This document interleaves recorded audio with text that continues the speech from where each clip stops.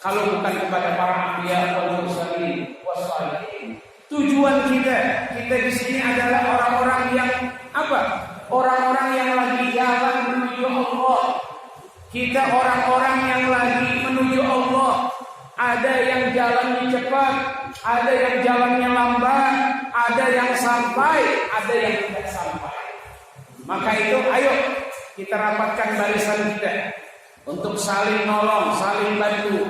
Rasulullah SAW mengatakan, khairun nas atfa'uhum linnas.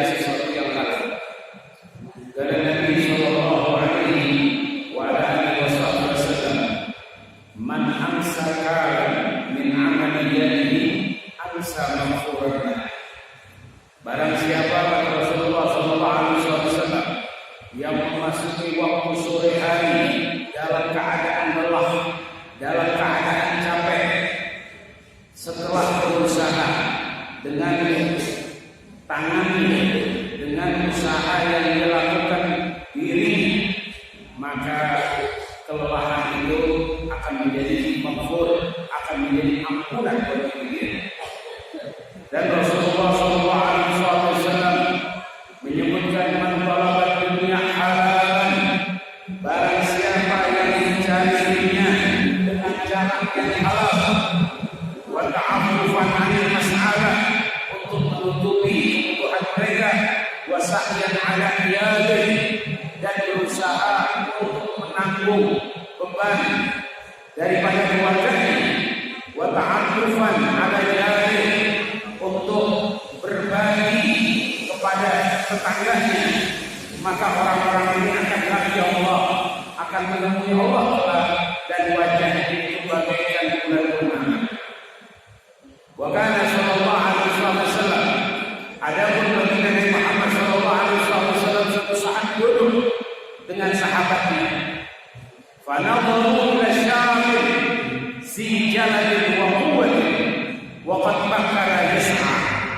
Adapun pernah ketika Nabi hidup dengan para sahabat, sahabat melihat seorang pemuda yang keker badannya, kuat badannya, pagi-pagi sudah berusaha, pagi-pagi sudah bekerja. Ya, seperti ibu-ibu, bapak-bapak sekalian yang pergi ke sawah, yang ke toko, yang ke kantor dan sebagainya. Ini ada satu pemuda di hadapan Nabi dan sahabat, pagi-pagi sudah bekerja. Faqalu, kemudian sahabat bertanya, berkata, wa ya hada law kana darabuhu wa jalatuhu fi sabilillah. Aduh, celaka ini pemuda. Seandainya tenaga ini dan kemudahan itu digunakan untuk fisabilillah di jalan Allah, maka dia akan lebih beruntung. Kemudian baginda Nabi Muhammad SAW menjelaskan, la taqulu hada. Jangan kau katakan seperti ini. Jangan kau katakan percuma. Jangan kau katakan sia-sia kepada pemuda yang sedang berusaha pagi hari. Fa innahu in kana yas'a 'ala nafsihi liyakuffaha 'anil mas'alati wa yughniha 'anil nasi fa huwa fisabilillah. Karena sesungguhnya apabila ini pemuda dia berusaha untuk mencukupi dirinya, untuk mencukupi keluarganya, dan untuk membantu orang lain, maka dia juga berusaha di jalan Allah. Kemudian wanita ini sa'ala abwaih, kalaupun dia berusaha, dia bekerja bagi kepentingan kedua orang tuanya yang lemah atau keturunan yang lemah untuk mencukupi mereka, maka ini juga disebut fisabilillah. Wa in kana yas'aka fakhuran, kalau dia berusaha sekedar untuk berbangga-bangga, untuk mencari harta, wa takatsur, berbanyak-banyak mengumpulkan harta, fahuwa fi sabili syaitan, maka orang tersebut digolongkan bukan di jalan Allah usahanya, tapi usahanya di jalan syaitan. Wa anil Miqdam radhiyallahu anhu marfu', maka sabar rajulu kasiman atyab min amali yadihi wa ma anfaqa rajulu ala nafsi wa ahli wa waladi wa khadimihi fa huwa bisadaqah. Dari baginda Muhammad sallallahu alaihi wasallam, tidaklah seseorang itu berusaha dengan satu amalan, dengan satu usaha yang lebih bagus daripada amalan. Tidak ada satu usaha yang lebih bagus kecuali amalan yang dikerjakan oleh tangannya sendiri. Wa ma anfaqa rajulu ala nafsi, dan apa-apa yang kita nafkahkan, apa-apa yang kita keluarkan untuk diri kita, untuk keluarga kita, untuk membantu kita, itu maka ditulis sebagai sedekah. Hadirin hadirat rahimahullah, wasuila, satu saat Rasulullah sallallahu alaihi wasallam ditanya, wasuila Rasulullah sallallahu alaihi wasallam, ayyul kasbi athyab, kasab apa, usaha apa di mata engkau ya Rasulullah yang paling bagus? Maka Rasulullah SAW menjawab, amalul rajuli biyadihi wa kullu bai'in mabrur. Apa itu? Satu pekerjaan seseorang yang dikerjakan dengan tangannya, dengan usahanya sendiri, dan semua jual beli yang diberkahi, yang baik. Kemudian Abu Ubaidah radhiyallahu anhu menjelaskan tentang arti kata mabrur, kata baik tadi. Apa itu usaha-usaha yang mendapatkan ridha Allah Subhanahu wa taala? Yaitu alladzi la yukhaliquhu kadhibun, usaha yang tak dibarengi dengan bohong. Tidak ada dalam bisnisnya usahanya kebohongan. Kemudian wala syai'un minal ma'azim, tidak ada di dalam usahanya ini sesuatu yang berbau dosa. Tidak ada yang dalam usaha bisnisnya ini ada syubhat di dalamnya, tidak ada khianat di dalamnya, tidak ada tipu menipu di dalamnya. Inilah yang dimaksud bai'ul mabrur, jual beli yang baik, ya. Kemudian Sayyidina Luqmanul Hakim berkata kepada anaknya, istaghni bil kasbil halal anil faqr, fa innahu ma iftaqara ahadun qattun illa asabahu thalatha khisal. Di dalam perintah ini Luqmanul Hakim berkata kepada anaknya, wahai anakku, cukupkan diri kamu dengan berusaha dengan sesuatu yang halal untuk mencegah kepada suatu kefakiran. Kadal faqru ayyakuna kufran, kefakiran itu bisa membawa orang kepada kekufuran. Kemudian fa'innahu, karena apabila seseorang itu dalam keadaan masuk ke jurang kefakiran, maka dia akan mendapatkan 3 musibah. Mendapatkan 3 musibah. Pertama, riqqah dini, lemah agamanya. Yang kedua adalah wa dhafun fi ajli, akalnya juga akan ikut lemah, wa zihabu qur'atih, kemaluannya juga ya, kemaluannya harga dirinya juga akan hilang, wa aqdam min hadhihi salasah, dan yang lebih berat daripada ini adalah istighfafun nasbi, dia akan hidup secara terhina di mata manusia. Hadirin hadirat rahimakumullah, wa su'ila ba'dhum 'anil tajir as-saduq, ditanya tentang apa itu pedagang-pedagang yang benar, apa itu ya pedagang-pedagang yang jujur. Ahwa ahab ilaika amil mutafarriq lil ibadah, ditanya apakah pedagang yang jujur yang kau lebih cintai atau orang yang menghabiskan dirinya untuk ibadah? Dia sholat, dia puasa, tiap tahun dia haji ataupun umrah, ya kan? Dia siap wal qiyam. Maka dijawab at-tajiru saduq ahab ilayya, pedagang yang jujur lebih aku cintai, li'annahu fi jihad, maka karena dia ada di dalam satu jihad, ya'tihi syaitan min tariqil mikyal, setan datang ganggu pedagang-pedagang. Dari mana? Ayo kurangin timbangan, ayo kurangin meteran, dan dia menolak daripada itu. Kemudian setan datang, jangan sedekah, jangan ini, dia tolak. Ya, ini adalah jihadnya para pedagang ataupun pengusaha. Fayahidu ay la yutawi'uhu fi ma ya'muru bihi minal muharramat, yaitu dia tidak taat kepada ajakan-ajakan setan laknatullah alaih. Kemudian Imam Ahmad bin Hanbal, salah satu imam mazhab besar, dia berkata radhiyallahu anhu wa matakunu fi man jalasa fi baitihi aw masjidih wa qala la a'mal syai' hatta ya'tina rizqi.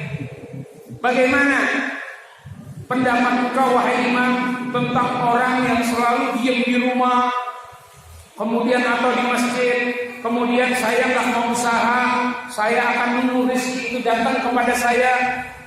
Faqala Imam Ahmad, berkata Imam Ahmad bin Hanbal, ada rajulun lam yasma'il ilmi, ini orang gak pernah mendengarkan ilmu. Amma sami'a, bukankah kau telah mendengar ucapan baginda Nabi Muhammad sallallahu alaihi wasallam, innallaha ja'ala rizqi tahta dhilli rumhi, sesungguhnya Allah Subhanahu wa taala apa? Menjadikan rezekiku itu di bawah naungan daripada panahku. Artinya apaan? Setelah usaha baru rezeki itu datang. Wa kana ashabu Rasul sallallahu alaihi wasallam, sahabat-sahabat Nabi ini itu mereka itu berdagang, yattajaruna fil barri wal bahri, baik di lautan maupun di daratan mereka berdagang. Kemudian wa yahmaluna fi nakhirihim wal qudwatu bihim, dan mereka itu kebanyakan apa? Berbisnis korma. Ya, karena di sana kutil Arab yaitu korma. Kemudian ulama berkata dalam kitabnya, waqad kana likulli wahidin minal anbiya alaihi wassalatu wassalam hirfatun ya'ishu biha. Ini ulama menjelaskan dalam kitab Al-Barakah bahwa setiap nabi itu memiliki usaha. Setiap nabi memiliki usaha. Fakana, ya, adapun Nabi Allah Adam itu membajak, ya, membajak. Kemudian adapun Siti Hawa, istri Nabi Allah Adam, itu memintal benang untuk menjadi kain. Adapun Nabi Allah Idris alaihissalam itu khiyatan wa khattatan, yaitu apaan? Menjahit dan berusaha dengan kaligrafi, ahli tulis kaligrafi. Kemudian wa kana Nuh wa Zakaria najjar. Adapun Nabi Allah Nuh, Nabi Zakaria itu adalah seorang ahli kayu, perkayuan. Kemudian wa Hud wa Saleh, Nabi Allah Saleh itu adalah dua orang pedagang. Kemudian wa kana Ibrahim dirra'an wa najjaran. Nabi Allah Ibrahim itu membajak, ya, membajak, kemudian juga berbisnis apapun kayu, ya tukang kayu. Wa kana Ayyub, begitu juga Nabi Ayyub, itu juga mazra'ah, ya berkebun. Kemudian wa kana Daud zarradan ay haddada yasna'u dar wa huwa dirik. Nabi Allah Ayyub membuat alat-alat perang, membuat baju besi, membuat senjata-senjata. Ya, Nabi Allah Daud. Kemudian Nabi Allah Sulaiman. Nabi Allah Sulaiman khawasan. Apa itu khawasan? Properti. Usahanya adalah membangun rumah ataupun gedung ataupun istana. Wa kana Musa wa Syuaib wa Muhammad sallallahu alaihi wasallam wa sairul anbiya alaihi wasallam ru'atan. Adapun Nabi kita Nabi Muhammad, Nabi Musa, Nabi Syuaib itu merupakan pengembala, yaitu mengembalakan unta, mengembalakan kambing untuk mengambil upah-upahnya. Ada wa an Ali radhiyallahu anhu, ya ini juga ada dari Imam Ali yang mengajarkan kita ini untuk berusaha dengan tenaga kita, dengan tangan kita. Bahkan Al-Imam Sya'rani rahimahullah di dalam kitabnya beliau mengatakan bahwa aku diperintahkan oleh Rasulullah SAW untuk mencari yang halal. Linakulu minhu wa nalbas minhu wa nunfiqa ala iyalina minhu ikhwanina minhu. Kami disuruh oleh baginda Nabi untuk berusaha yang halal, kemudian untuk makan darinya, untuk kami membeli pakaian, untuk kami bersedekah. Inilah ajaran baginda Nabi Muhammad sallallahu alaihi wasallam. Hadirin hadirat rahimakumullah. Di sini ya, yang ini adalah para anbiya wal mursalin, para tabi'in. Mereka ini dituntut untuk mencari sesuatu yang halal, sesuatu yang baik, nafkah yang baik. Untuk apa? Untuk menutupi diri. Nah, hadirin hadirat rahimakumullah, Islam ini nggak bisa tegak. Islam ini butuh orang-orang kuat, butuh pengusaha-pengusaha. Sebagaimana sahabat Nabi Muhammad SAW, Sayyidina Abu Bakar Siddiq adalah seorang pengusaha. Bagaimana tidak ketika Rasulullah hijrah min Mekah ilal Madinah, itu pembiayaan semua akomodasi, transportasi ditanggung oleh Sayyidina Abu Bakar Siddiq radhiyallahu anhu. Proses hijrahnya Nabi membutuhkan dana yang mengeluarkan Sayyidina Abu Bakar As-Siddiq radhiyallahu anhu wa arda. Bahkan pada saat itu ulama mengatakan kalau diratik uangnya saat itu sekitar 250 sampai 300 juta uang Sayyidina Abu Bakar Siddiq tidak disisakan untuk perjuangan baginda Nabi Muhammad sallallahu alaihi wa ala alihi wasallam. Kepada siapa lagi kita mengambil contoh? Kalau bukan kepada para anbiya wal mursalin wassalihin. Tujuan kita di sini adalah orang-orang yang apa? Orang-orang yang lagi jalan menuju Allah. Kita orang-orang yang lagi menuju Allah. Ada yang jalannya cepat, ada yang jalannya lambat, ada yang sampai, ada yang tidak sampai. Maka itu ayo kita rapatkan barisan kita untuk saling nolong, saling bantu. Rasulullah SAW mengatakan, khairun nas atfa'uhum linnas. Sebaik-baik manusia adalah yang paling bermanfaat untuk orang lain. Bukan sebaik-baik manusia yang setiap tahun pergi haji, bukan tiap manusia yang tiap tahun pergi umroh, bukan yang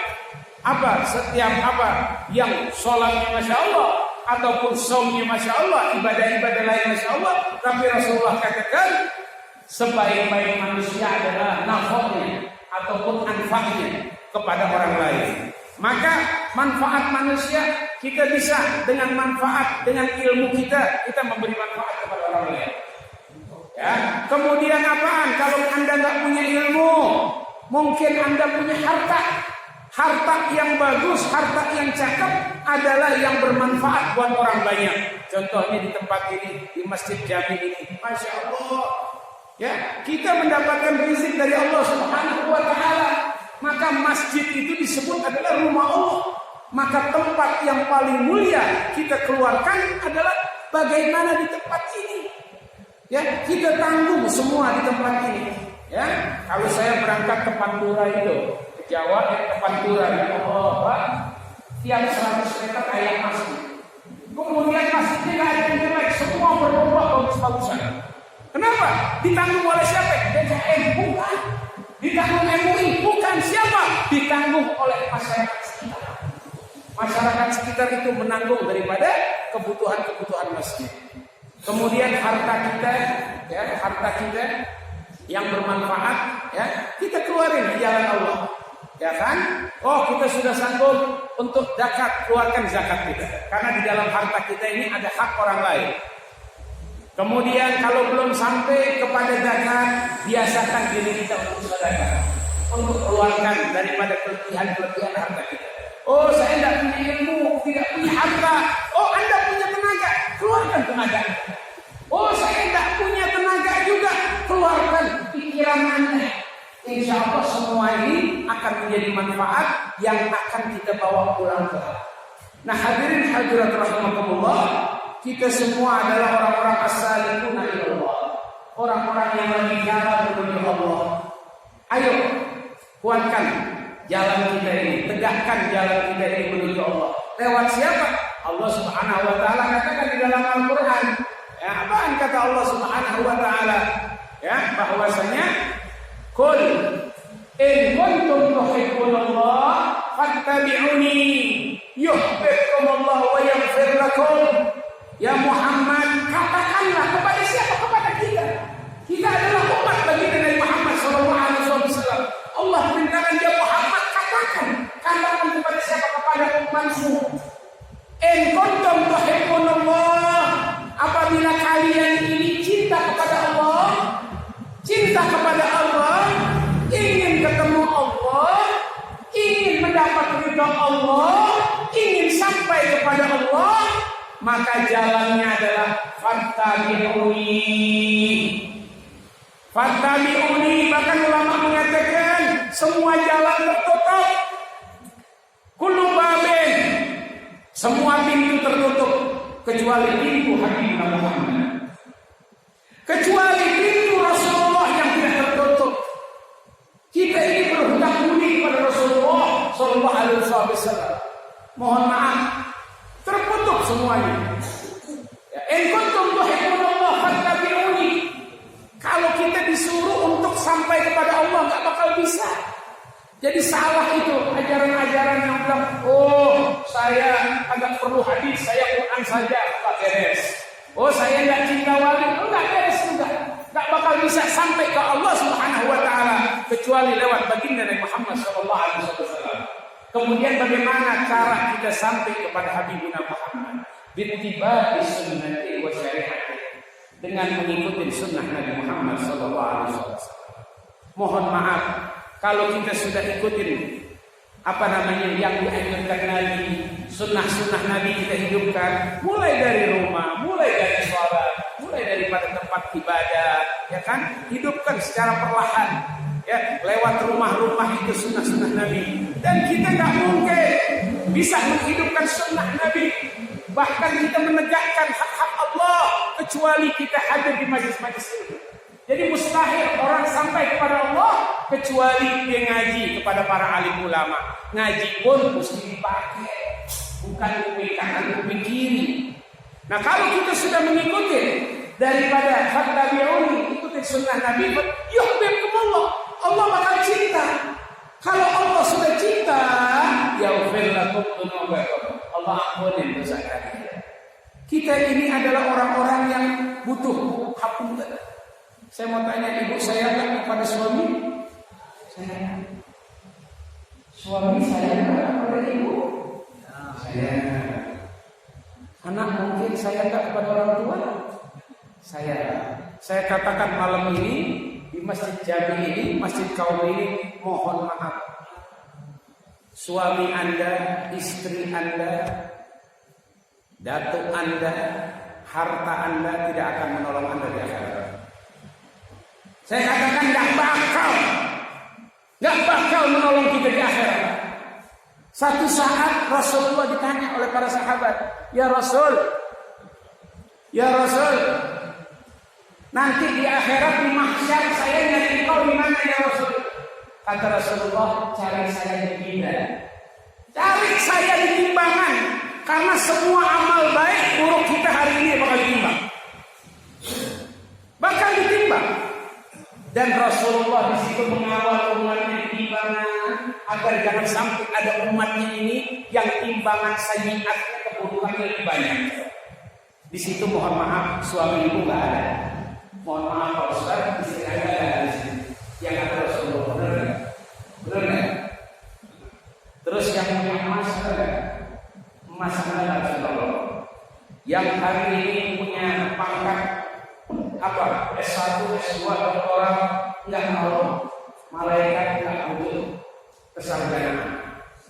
Yang nolong kita ternyata demikian cuma baginda dari Muhammad Sallallahu Alaihi Wasallam. Kemudian sahabat bertanya, ya Rasul, kalau nggak ada di mizan di mana kami cari? Kata Rasulullah, cari saya di sirat, cari aku di siratul mustaqim. Siratul mustaqim jalan sempit, jalan kecil yang nggak semua orang itu bisa jalan, bisa menyeberang. Kalaupun gagal cuma ada satu pilihan, yaitu neraka jahanam. Waliyadzubillah. Kemudian cari saya di siratul mustaqim. Kenapa? Saya jagain umat saya, jangan sampai ada yang nyemplung siratul mustaqim. Mohon maaf, ya, Bapak, istri Anda nggak ada di sini. Yang ada hanya Rasul. Ibu, suami Anda nggak ada di sini. Yang ada baginda dari Muhammad SAW. Terus sahabat tanya lagi, ya Rasul, kalau di siratnya ada di mana? Cari saya di pintu neraka. Cari saya di pintu neraka. Ngapain ya Rasul? Saya akan sebanyak-banyaknya menyelamatkan orang umatku ini dari api neraka. Ada hadis Muhammad. Maka nanti di mahsyar, tolong sadari, hidup ini sebentar. Kata Rasulullah, umat Nabi antara 60-70, lebihnya itu diskon. Artinya yang punya 59 1 tahun lagi. Kalau hari ini nggak mau lempeng, waliyadzubillah. Imam Ghazali mengatakan kalau orang umur 40 nggak lempeng, susah untuk menjadi lempeng. Maka itu ayo kita luruskan sajadah kita. Kita luruskan tujuan kita. Jangan kita diperdaya dengan dunia, dengan hal-hal yang lain yang sifatnya adalah gurur atau penipu. Ya, di padang mahsyar itu diceritakan dalam riwayat yang panjang. Nanti umat kita ini, seluruh umat manusia dari sejak Nabi Allah Adam sampai dengan hari umat-umat terakhir, termasuk kita ini, nabinya nabi terakhir, umatnya umat terakhir. Nanti semua akan ketakutan. Semua akan lari. Istri lari dari suami, suami lari dari istri, anak dari orang tuanya, semua yafiruna al-mar. Semua bakal lari. Mereka lari kemana? Mereka lari ke para anbiya. Ngapain? Minta syafaat Nabi. Ini di mahsyar loh. Belum timbangan, belum hisab, belum mizan, belum siratul mustaqim. Itu kita udah getar. Ketakutan. Udah gak kenal lagi anak yang Anda cintai, suami yang Anda cintai, sudah gak saling kenal. Kemudian apa? Para nabi yang lain dan seterusnya, sampai digambarkan bahwa umat manusia ini akan menghadap baginda dari Muhammad SAW. Menghadap mungkin miliaran, jutaan miliar umat menghadap ke Rasul.